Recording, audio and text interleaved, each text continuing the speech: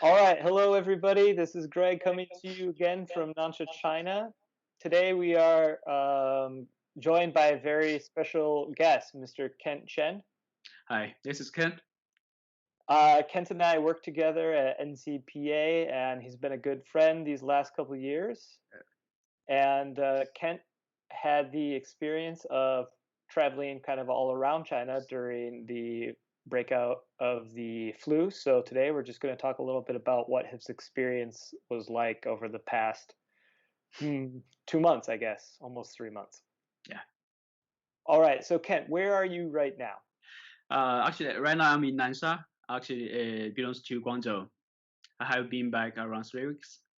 Okay, Yeah. back in Nansha and you're very close to my quarantine hotel, right? Yeah. You said we can wave each other. Ooh. Yes. Unfortunately, I think you're on the other side of the building, so I have to wave through the building. Yeah. Kent has actually been awesome, and one night brought pizza over to the hotel for us, so that was greatly appreciated. All right.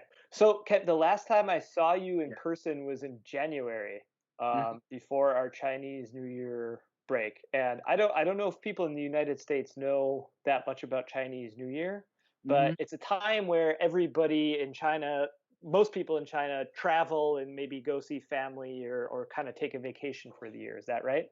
Yeah, that's right. It's a huge immigration. Yeah. So what was your experience like over Chinese New Year? So during the Chinese New Year, actually my plan is the trip in Yunnan province. But during that time it was too crowded, so I found a way is I went to Hong Kong to visit my friends first, and then fly from Hong Kong to Yunnan. Okay. That's it's not crowded as yeah. Okay. So you were in Yunnan province when things started to kind of get bad in China. Yes. And what did you do from there?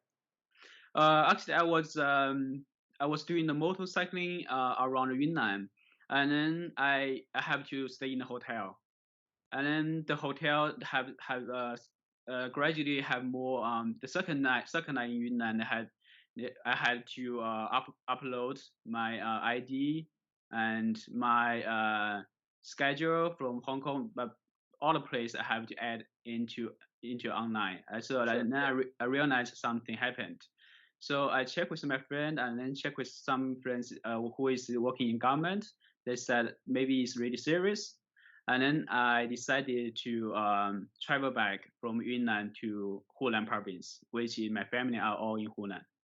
Yeah. Okay. Yeah. So this is still over Chinese New Year break, right? In January?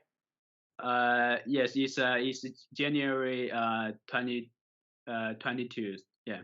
Okay. So I was in Australia during that time, and that was about the same time I think that we heard that school was going to Yeah. be closed for a little while. So did you make it to Hunan before things started getting really serious? Actually, I made it because I was kind of fast. Only 2 days I made it to Hunan. Actually, the day I arrived at Hunan, they locked down the city. I would say they locked down the highway, so nobody can go back or get Okay. out of the city. Yes. So you were in Hunan then for about a month and you couldn't leave, right? Yes. Exactly. So could you describe that experience a little bit, what it was like to be locked down in Hunan? Yes. So during that day, so that's good time to spend with the family. It's kind of you feel kind of inspired by something, but you Mhm. cannot say anything. And also the car, the van have a big the radio on the van kind of propaganda. They say something positive. Sometimes also they say some negative things about, but I think the points is make people uh, um, aware about the COVID, the flu, Mhm. and I think the biggest problem is the supplies. Um, Okay. we couldn't go to the market by ourselves. We have to order the stuff from the van, and then the van will buy for us. But actually, we cannot always get whatever we want. Right. Yeah. and level. Actually, if one people get cold or fever, one make the whole family really nervous. Sure. Uh, the place where we will stay is a little bit small town. The main road was blocked by the traffic police. The town to town, I think they just divided by truck. So the vehicle the car they can get in. Some activists maybe they just they build up the barrier so nobody can get in. They don't influence each other. Okay.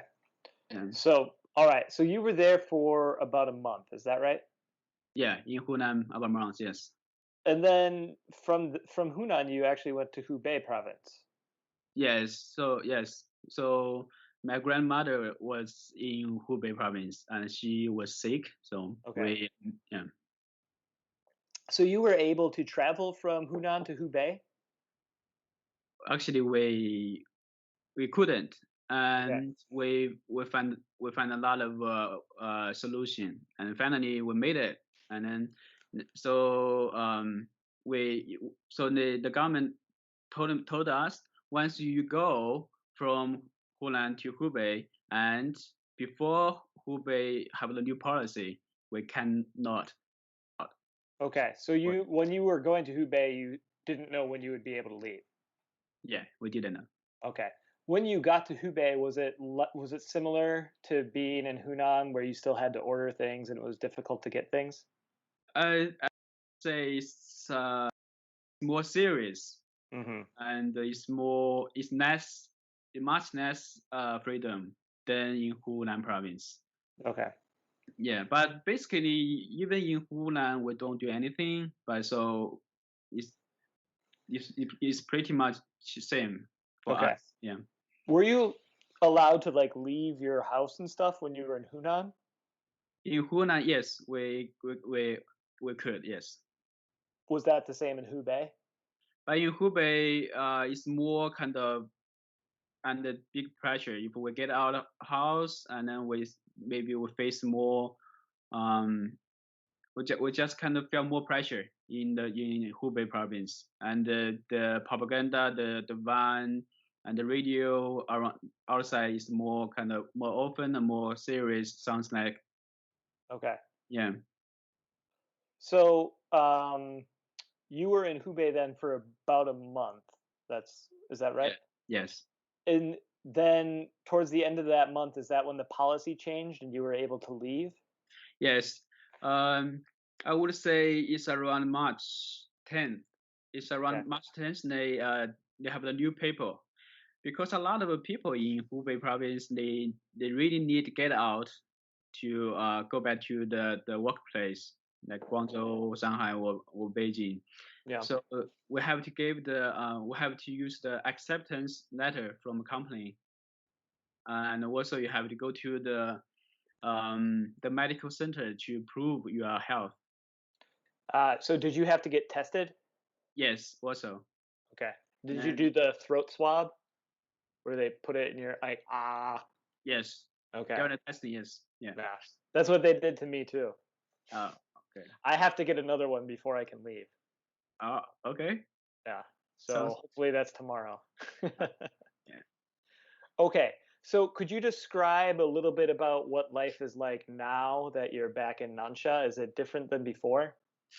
Yeah, I'm really happy I'm here now. Actually, right now in Nansa, I think it compared to 1 month ago is kind of opposite way.